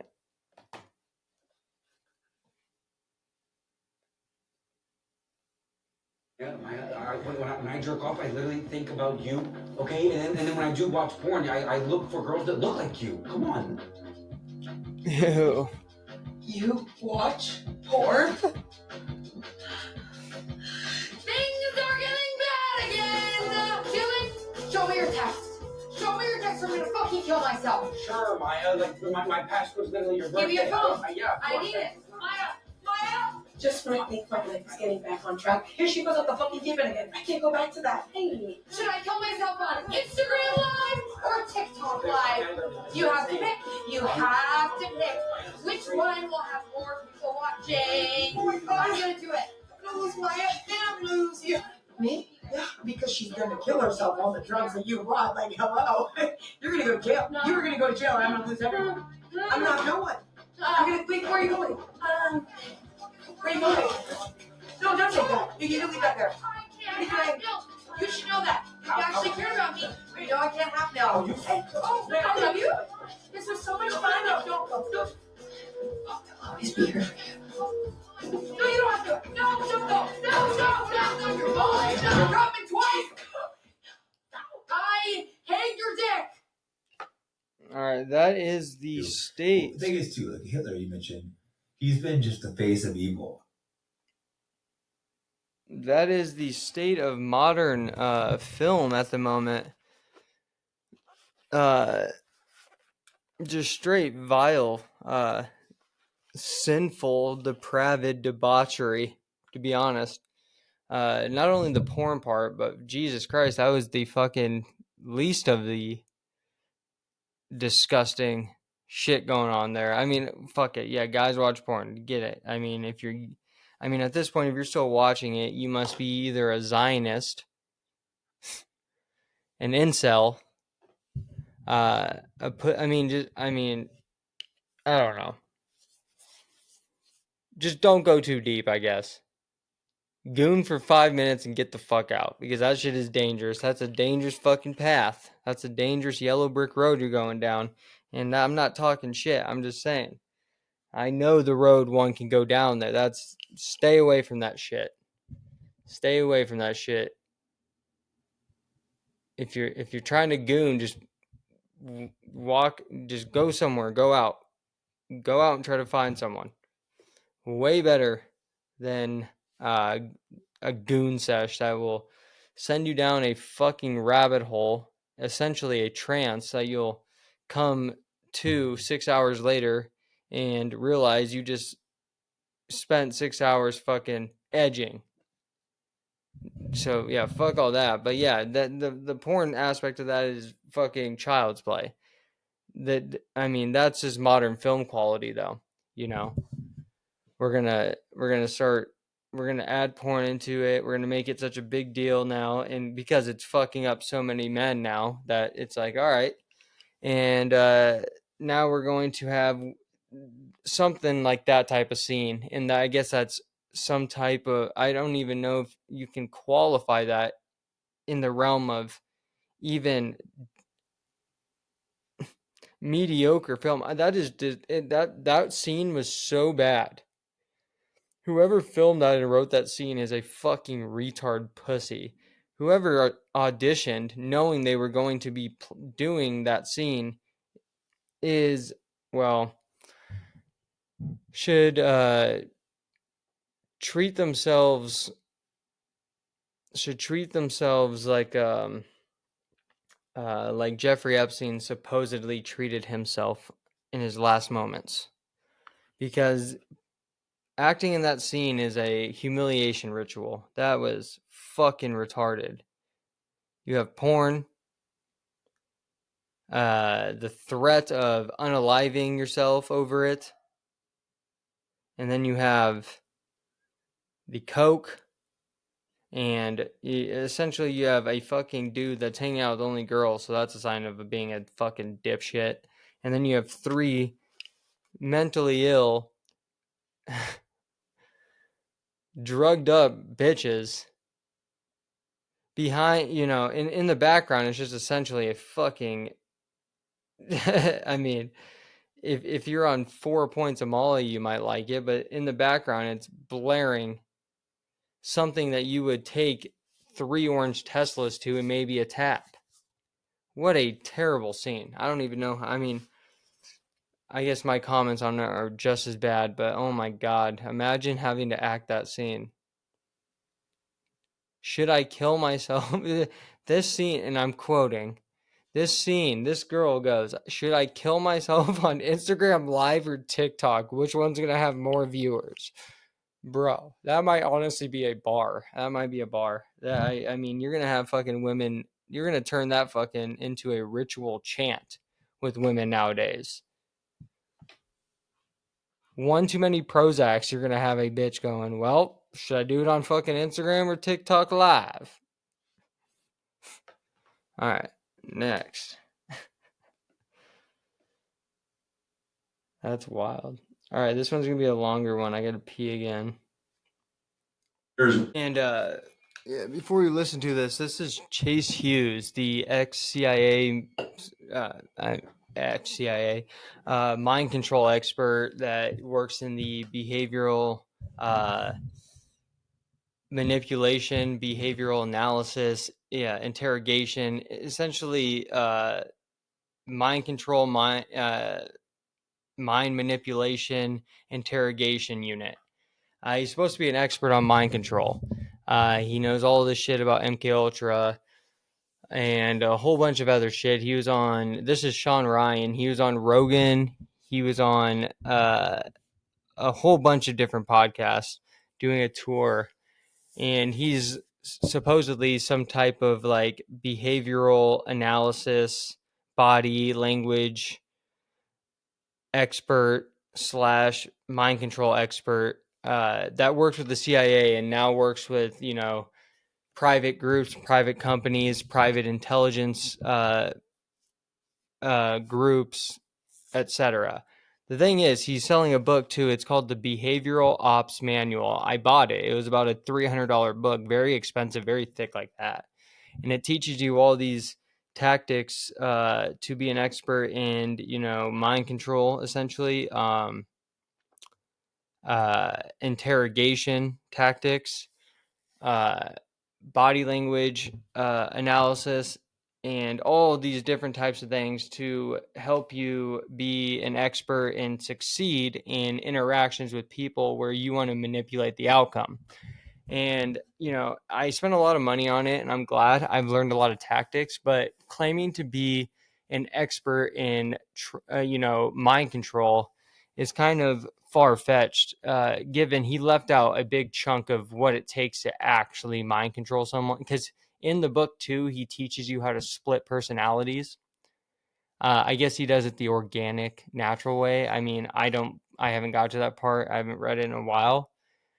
I'll try to get to that part, but I just don't believe it given what I know about mind control now and the trauma that needs to be induced to split a personality and those types of things. And given that his book is like the organic PG version, non-invasive, non-abusive version of mind control, I don't think he's an expert in mind control unless he's going to add that actually, if you want to mind control someone and split their personality, you have to essentially ritualistically abuse them, not only sexually, but in a whole list of different ways, usually starting from a young age.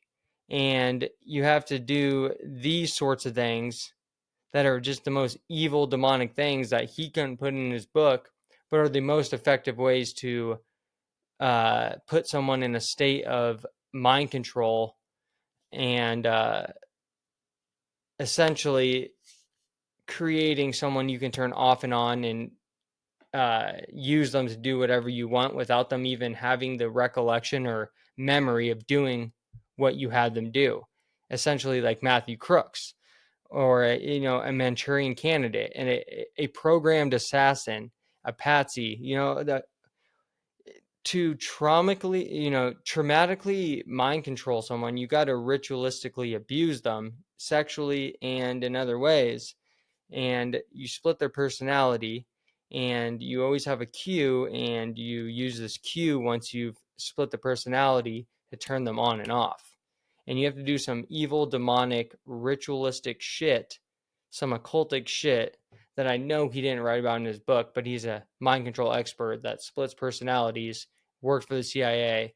But, buddy, it can't be the most efficient, and it's probably not the expert way of doing things, because the expert way of doing things, if you've done your own research and you're willing to go deep enough, you find out that people like him that claim to be mind control, behavioral analysis, interrogation experts, mind control experts, are full of shit, because you got to do some very bad things that need to remain on the DL so the public doesn't find out. So, I mean, he claims to be an expert. I just wanted to preface this video with that. He claims to be an expert in mind control. He's going to give us a rundown on the Charlie Kirk thing.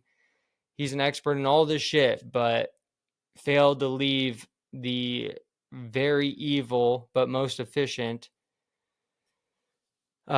methods and tactics that you would use to be an expert in his field. So we'll see. Thick book, $300 I spent for it too. And I'm not saying I wanted to hear all this evil shit to be done, but to claim you're an expert in these areas when someone like Michael Aquino, or even someone like Aleister Crowley, or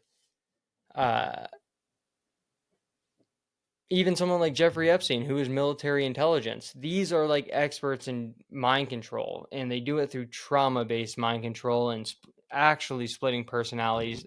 I mean, through the most wicked ways. These are experts at it, but to be an expert, I mean, he's like he's like like I said, organic, natural expert. But to be like top dog, you're like someone like Aleister Crowley, Epstein, Michael Aquino, these sorts of people. So, all right, let's get into it.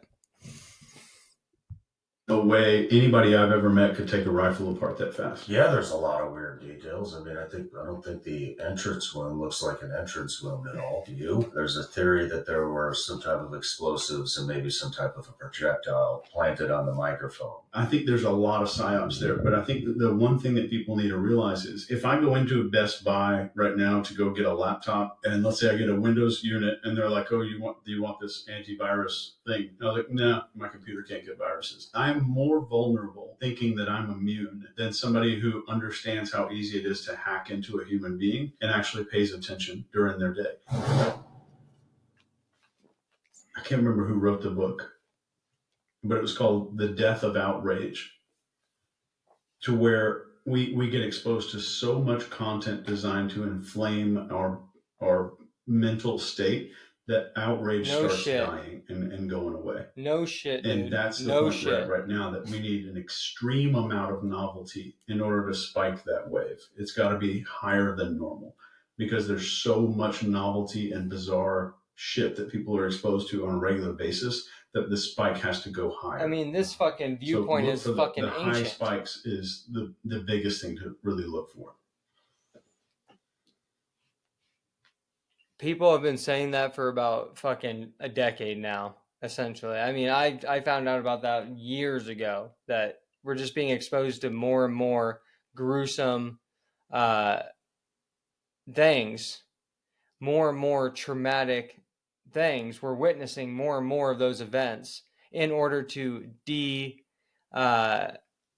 essentially to condition us to almost be okay with seeing those, to not not have a reaction when we see a traumatic event. We've seen so much trauma that when we see something like Kirk getting killed, it doesn't affect us as much. It's no different than a drug. You feed people traumatic events over and over and over and over, whether it's live or on your phone, over and over and over. That repetitiveness just puts you into a state of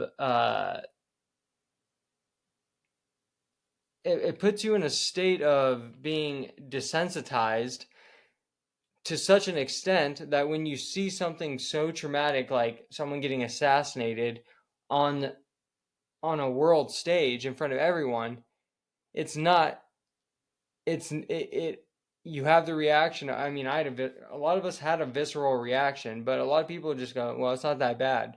It's because they've been hit with so many traumatic events throughout their lifetime, whether they witnessed it on the phone or in person, that when they see something traumatic, it's just normal. It's no different than a drug. And this guy's supposed to be a fucking expert in the CIA. All right, thanks. High spikes recently, Charlie Kirk And said. then we got the drug smuggling Sean Ryan op that, can gain 1 million followers on his podcast faster than that fucking dipshit Lex Friedman interviewing him. We got two fucking experts here that are going to sit here and try to have a Sam Harris, Jordan Peterson type of debate on something that's very fucking it's very easy to understand. They're going to sit here and try to use fucking this slow talk, the way they sit. It's going to be like a Sam Harris and Jordan Peterson military edition right here, dude. Nation. Yeah. I think there are a lot of potential psyops around that, or maybe truth. I don't think we'll ever really find out. Yeah. But what do you think about that? Did you see anything? There's some psyops going around all kinds. That was probably a way to control information or send a message to somebody. I don't know much about the whole situation, but I've seen people online that are digging into it, and it looks really messed up. Like there's some crazy details that even I would maybe consider myself an operator, and there's no way anybody I've ever met could take a rifle apart that fast. That takes time. There's a lot of threads on barrels like that, and a lot of threads on suppressors and extended barrels. That would take a whole lot of time. There's a whole lot of weird details. What about you? Right. Yeah, there's a lot. Why don't you explain those details? I don't think the entrance wound looks like an entrance wound at all. Why don't you explain those details around the gun, Mr. Mind Control Expert? I mean, I'm kind of the same opinion, but he sits there with his little fucking jacket he got from Dillard's and goes, well, you can't take the barrel. You can't take the barrel out. Ryan Dawson is under the opinion. I'm not saying Ryan Dawson's right. I'm just saying this is an explanation that I can maybe listen to. That's not Cash Cross-Eye Patel telling me. That would maybe support the official narrative. Maybe he just never put the gun. Maybe he never disassembled it. Maybe he just put it in a black towel and dipped out. I don't know. But now that Sean Ryan's talking about exit wound or entry wounds, sketchy, these two dipshits are going, well, I don't know how you disassemble a rifle that fast. Now I'm starting to think, fuck, we got two more spooks talking about the alternative theory now. So we got the official story that's being perpetrated onto us by Erica Gives Iron Dome Kirk and Cash Cross-Eyed Patel with his Unit 8200 mutant girlfriend, Alexis Wilkins. And then we have the other theory coming from drug smuggling ex-CIA contractor Sean Dipshit Ryan and MK Ultra expert let me tell you my book, Cole Hughes, or whatever his name is. So we'll see. I don't know what theory to believe now. Now all theories are fucking co-opted. Do you?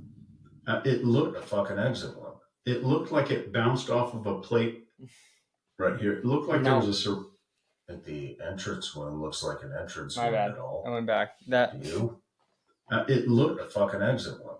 It looked like it bounced off of a plate. Yeah, fucking Right, it looked like there was a ceramic plate right here. I only saw this when it happened. I haven't dug into it. But well, there's this theory that the mic. Before they go on, the official narrative, an explanation for where the bullet went with no exit wound, and that could support a 30-06 bullet would be that as he's putting the microphone down after he says what he says, the shot comes right away. So he's sitting in a higher chair, and as he's going to put the mic down, he's elevated in the chair. He's got a 10 above him, but he got shot from an elevated position. We know that the official story says Robinson's on the roof 200 yards away. So if he's in this higher chair, he goes to put the mic down on the table, and he sets it down, and the shot comes from an elevated position. As he's putting it down and come back up, it could go in like this. And so if the bullet comes in like this, no exit wound's going to come out this way. It's going to go through him and down his body, and possibly, I'm not of this theory, I'm just saying it's an explanation that could support the official story. The bullet would go through him this way and down into his body and maybe lodge into his abdomen. That's all I'm saying. I don't support the theory. I'm saying that's an explanation. And that's not coming from the faggot, shit-throwing, cow dung loving Patel. It's coming from someone that I trust. I mean, someone that's of that theory that I trust. I'm just saying it's a theory. There's about a fucking 1,000 of them now. So, all right. That's all I wanted to say. Where is... Phone is what did it. Have you heard about that? No. Have you heard? Yeah, there's a theory that there were some type of explosives and maybe some type of a projectile in his lav planted on the microphone. Whoa. That's supposed, you know. Wow. These are all theories. You know, this is stuff that I'm seeing. But yeah, there's a lot of weird shit going on around about it. But, you know. I mean, when you think about the microphone, you got to think about the pagers that Hamas got to experience that Israel had some fun with. I mean, are the fucking conspiracy theories a psyop? I mean, you see what it's to create a certain narrative. I mean, who knows? I don't fucking know. I don't even know where to look. Sean Ryan looks like a fucking thumb. If I drew a smiley face, if I drew 2 eyes and a smiley face on my thumb, that would be Sean Ryan. If I put it in front of this mic, that is Sean Ryan interviewing someone. Dude looks like a big toe.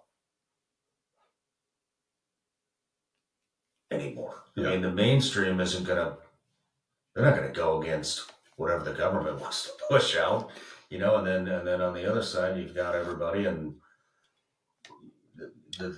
that's diving into the different scenarios, but I mean they're getting huge numbers talking about it, and so it's can I put all the confidence into that?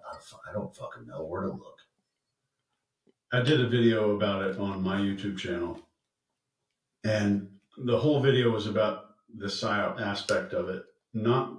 I did a video on it on my YouTube channel. It's called MK Retard.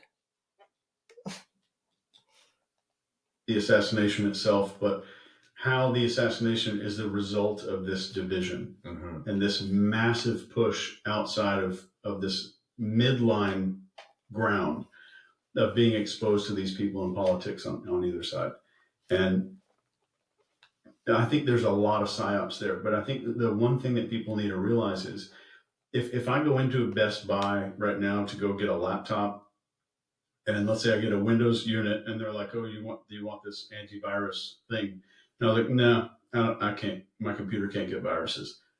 I'm more vulnerable thinking that I'm immune than somebody who understands how easy it is to hack into a human being and actually pays attention during their day. It doesn't mean you need to be paranoid or anything like that. It just you need to know when is my focus being captured? When am I being shown authority? When am I being kind of grounded in tribalism? And when is my emotion being triggered or set off by something?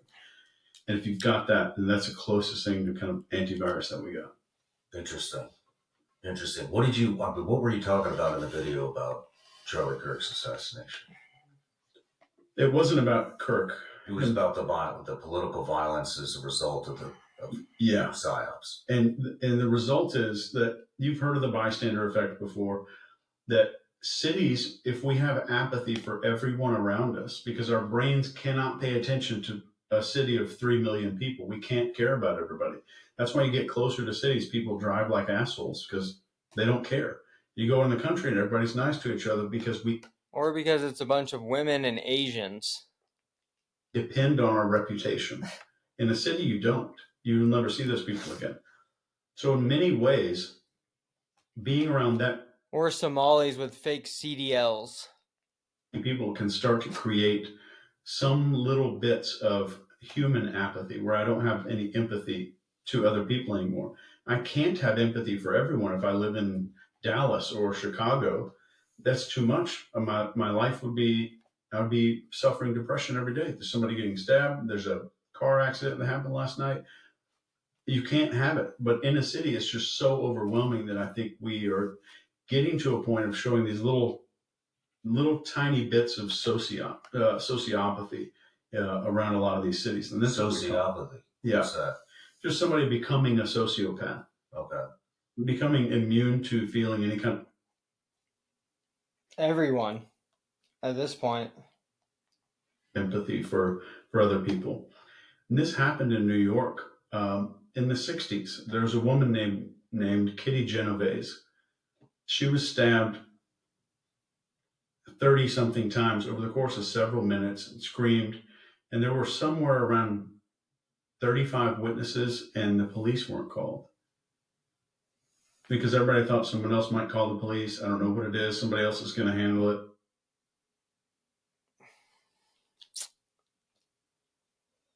It was the local prostitute. And they went back into their house. And she died on the street. And maybe somebody called the police a little later or something, but this happens in these large cities. I'm not saying go live in the woods and start a farmer's Amish market somewhere. I'm saying, like, you have to be aware that a lot of what's happening now is go start an Amish farmer's celebrating market. The death of a public figure. That's sociopathy. That is the beginning of the complete loss of empathy for other people because of just weaponized identity and weaponized cognitive dissonance. Do you think this was all done on purpose? I mean, so, we see... We have 2 CIA fucking guys here. 2 ex-CIA people. And they're, you done it on purpose? Like, dude, did fucking Sean Ryan take 4 boosters?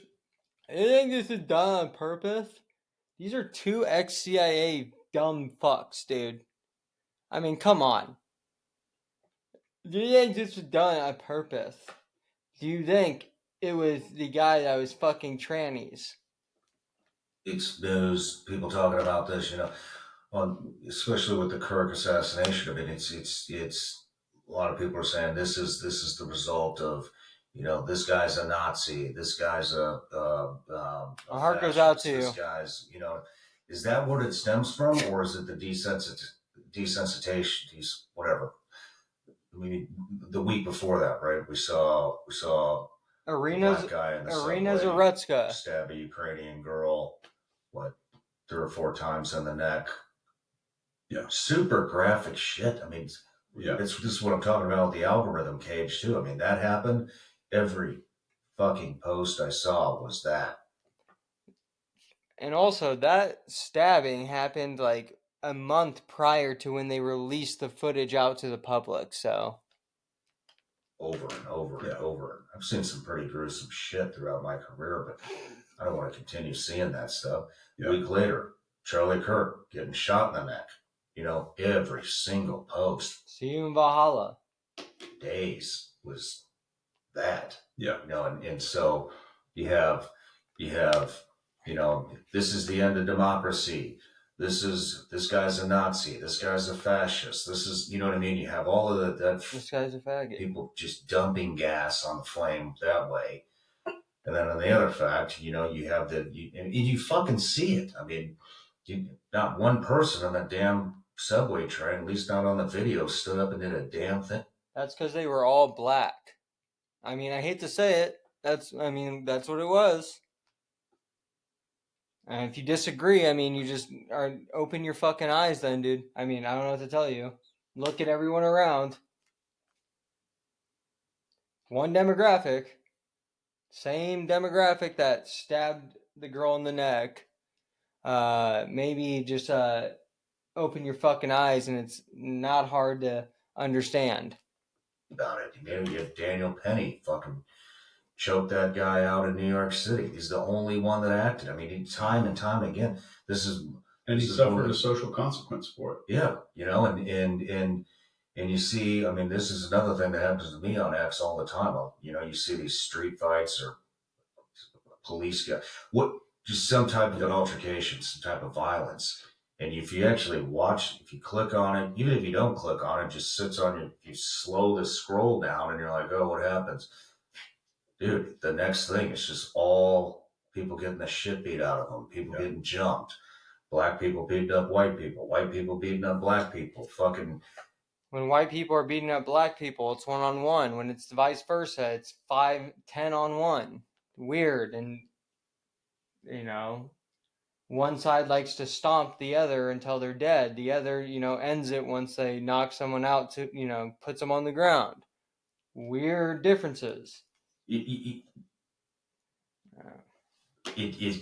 stirs it up. You look at one thing of people looting a store in California. The next thing you know, the next 20 posts are fucking people. And then you start to think like, holy shit, this demographic of people, this is all the fuck they do. They just loot, fuck things up and creates that division. So I guess what I'm asking is it all by design or is this still asking the same question? Is this a byproduct of just... Was this on purpose? Is this just happening naturally? Is this on purpose? Or is it happening naturally and this is just a byproduct of it? I think with the algorithm, it's a byproduct. And I think it's happening by design from media. Mm-hmm. And I think it's maybe desired by a lot of people. And I wasn't going to talk about this at all, but there's a protocol to get somebody to confess to a crime. Here we go, Mr. Interrogation here. Protocol. Mr. Interrogation. And when I teach interrogation, this is the way that we teach it. And it's also the way that you can get. I read your book, dude. It's not that great. Not in their best interest. $300, bro. Chill out. Where you're watching Sean Ryan show from, if you get anything out of this, please chill out, dude. All right, next one. I mean, they got real far on figuring out who the fuck killed Charlie Kirk there. They really did a good job. They asked the same question for 11 minutes. Was this on purpose? Was this on purpose? We're both ex-CIA. Was this on purpose? Like, what the fuck is going on with... This guy looks like a fucking deviled egg. Look at him. Look at him. Was this on purpose? Was this on purpose? I used to kill people and smuggle drugs for the military. I have 1 million followers in less than a month. I'm better than Lex Friedman.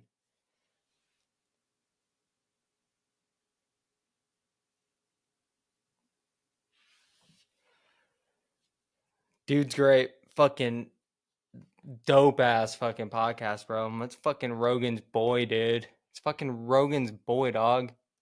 That's fucking Jocko Willing's boy. Good.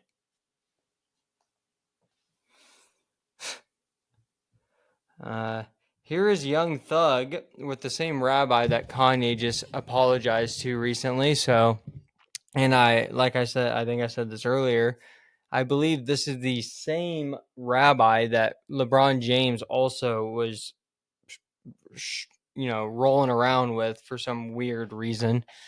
I know LeBron's got a weird occult tattoo on somewhere on his body. I think it's a big ass one on his chest or back, but he should have fucking sacrificed a fucking baby so Bronny can make a free throw. He should just sacrifice Bronny since he's so fucking bad at shooting, dude. He's so fucking bad at the sport that they were, you know, essentially born to be experts at. He should literally sacrifice Bronny for being so fucking bad at a sport that he was bred into. It's like the birds when they hatch, and the stronger ones will knock the weak pussy ones off the fucking nest and let them fall to their death because they were bred into something that they can't fucking do. That's Bronny. Bronny can't even hit a fucking free throw. Just send the Nepo baby down. Knock him off the nest. It's a little sacrifice to the occult. I think it might help Bronny. It might help good old Ain't No Party Like a Diddy Party once he retires if he gives up his just atrocious son of a shooter. Like they should do a Jelly Roll remix that's called Son of a Shooter.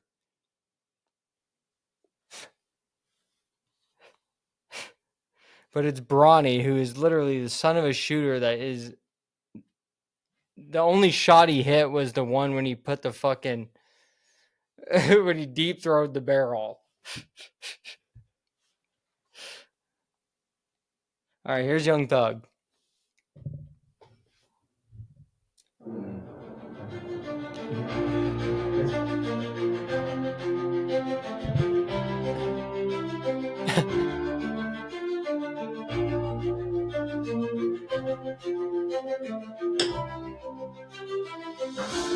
Whoever this rabbi is a fucking baby, is a baby dick sucker. Definitely that guy, this rabbi that Kanye's apologizing to, Young Thug's apologizing to, LeBron James is rolling around with, definitely sucks the blood off a baby dick after circumcision rituals. The guy's a fucking dummy.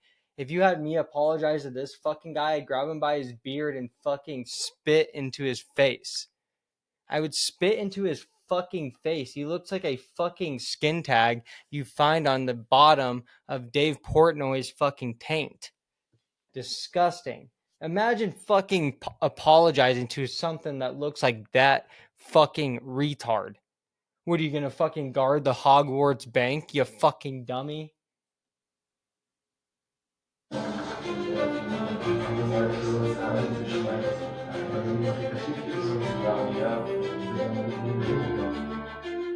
And I would never let that fat fuck and this fucking retard pussy translate for me, because they're definitely saying, look at this dumb fucking mumble fucking retard that just ratted on all his boys. Look at him. He's ratting on all his boys, so he's coming to you because he knows that if he is on your side when his boys get out, that they can't kill him, because you can't go against a certain people, especially in the rap industry. Look at, he's apologizing to the people that created the industry where him and his boys would kill other people that are in the same demographic as them for fun and then rap about it.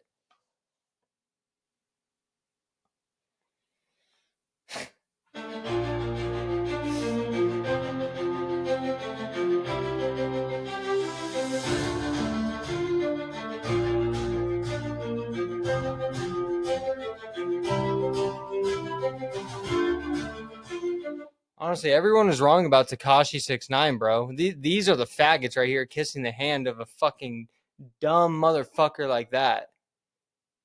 Dumb motherfucker like that. Crazy. All right, what do we got here? All right, so we're getting into more Thomas Crook stuff. All right, this is a Fox thing. 700 messages sent on social media, but a source says to the Post that it's possible they weren't written by Crooks, maybe by an older family member. Quote, some of the comments were years old. They didn't think the language matched what would be expected from a 15 or 16-year-old. So there was some discussion over whether it could have been his dad or a shared account. Just like with the JFK assassination, the intel agencies are going to try to hide the full story from us. Hey guys, big headline this morning.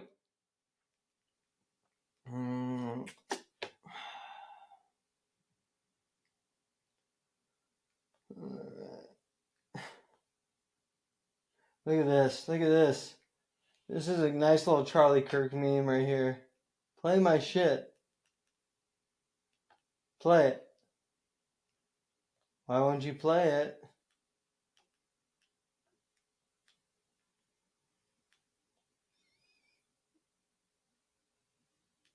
Damn, you fucking pussies.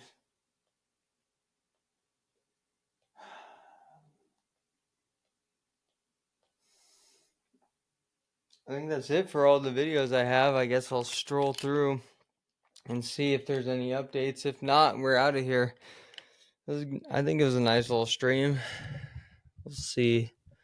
We'll see how people react. I don't know if it'll be great. Oh, man.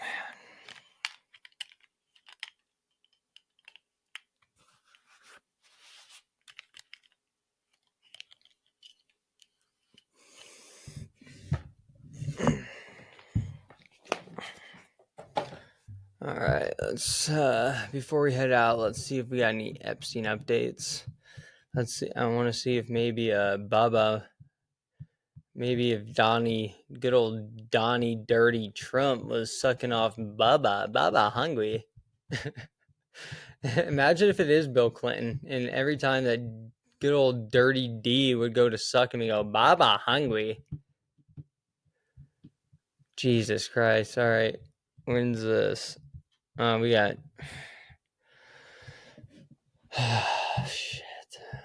Alright, that's the same Bubba shit. And then we got Roy Cohn, and that's a funny picture, though. I'm definitely going to have to screenshot that real quick. That is priceless right there. Roy Cohn is such a AIDS-having faggot. Roy Cohn loved it in his butt, I'll tell you what. Everyone should go watch The Apprentice. Great movie. Starting to think it's more and more true by the day. All right.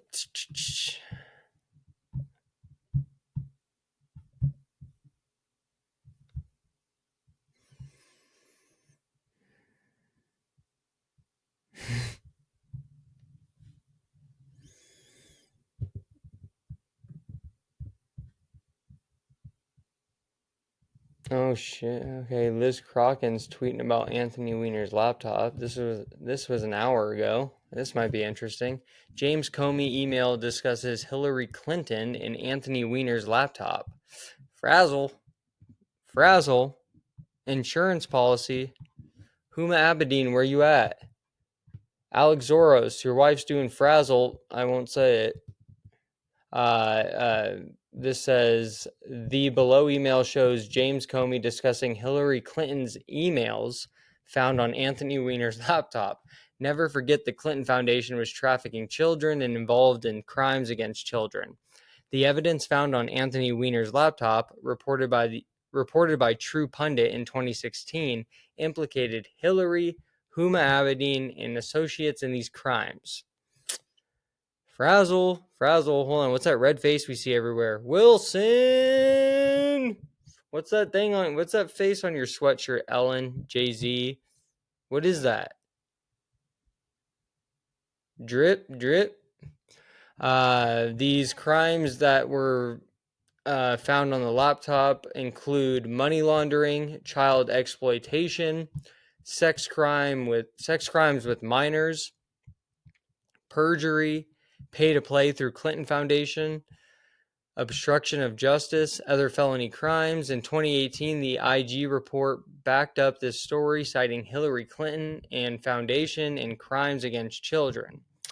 And Dirty Cop Comey covered this up.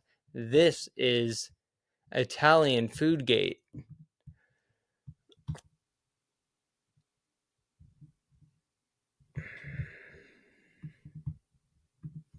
It's all coming back around.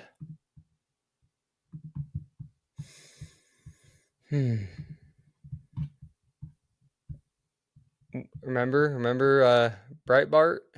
What's in your closet, Podesta? Big Podesta? Yeah, let's go. Let's play this fucking game then. R.I.P. though, Andrew Breitbart.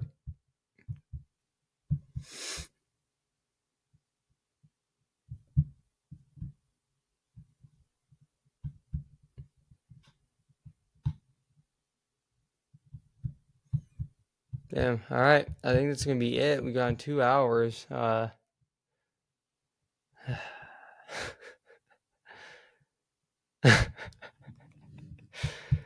man.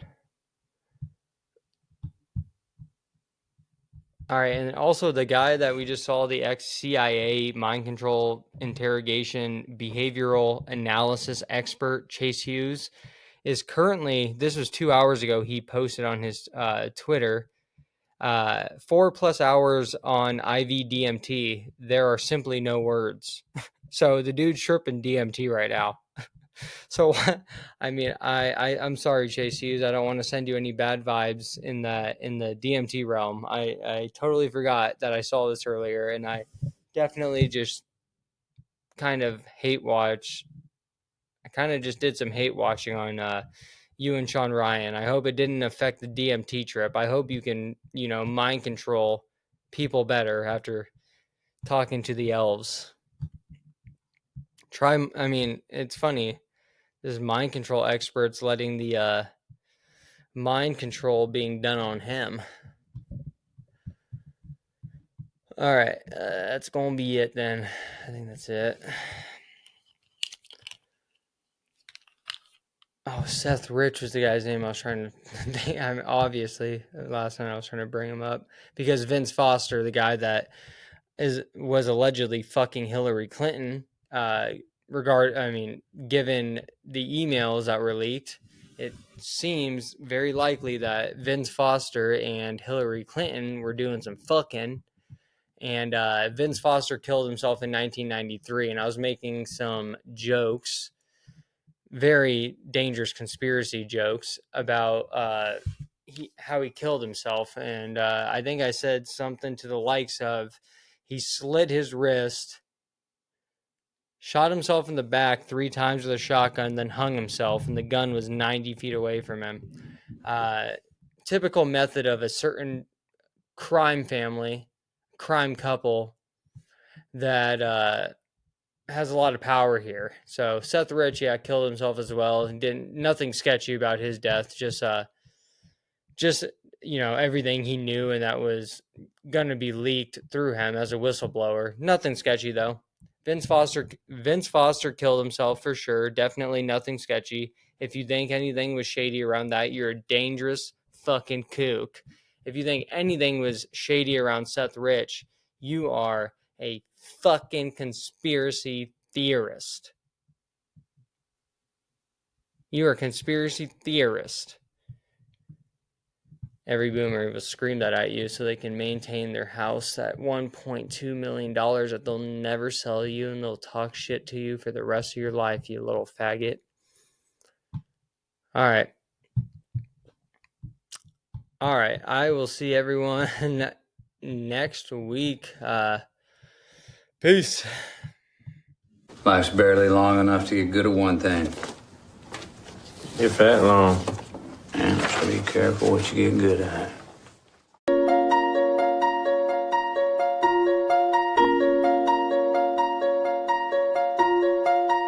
Ai de mim, ai pim, o inhame, a batata é uma puta barata. Deixa ela prona, buna, baba que baba de bobo, transa o